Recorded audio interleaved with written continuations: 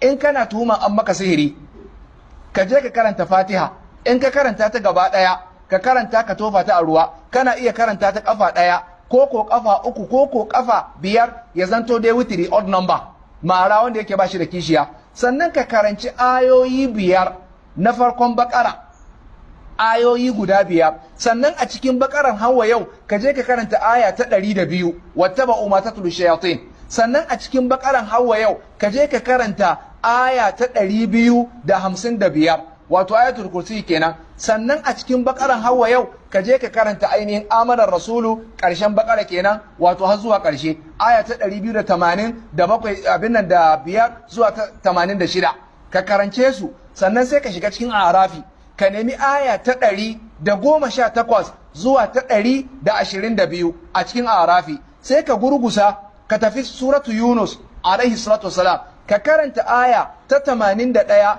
zuwa ta 82 a cikin Yunus. Sannan sai ka gurgusa ka tafi cikin Taha ka karanci aya ta 67 zuwa ta ainihin 70 a cikin Taha. Sannan sai ka gurgusa ka tafi cikin suratul abin nan Mu'minun ka karanta ta aya ta 100 da ainihin 15 zuwa ta 118. Sannan sai ka ƙara, kana iya karanta farkon Saffat aya ta 1 zuwa ta 10, kana iya karanta farkon Yasin aya ta 1 zuwa ta 10. Sannan sai ka gangara can suratul Hashir ta gaba ɗaya huwallahu allazi la ilaha illahu aya ta 22 zuwa ta 24 ƙarshen Hashir. Sannan sai ka karanci Ikhlas da Falaki da Nasi.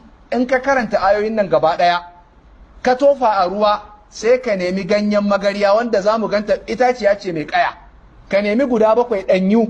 In ka same su sai ka kirɓa su tsakankanin dutse da dutse, sai ka sa a ruwa ka sha kai wanka. Da yamma ma haka, gwargwadon yadda sihirin ya kama ka, in Allah ya yarda in ka lazumci wannan ba sai ka je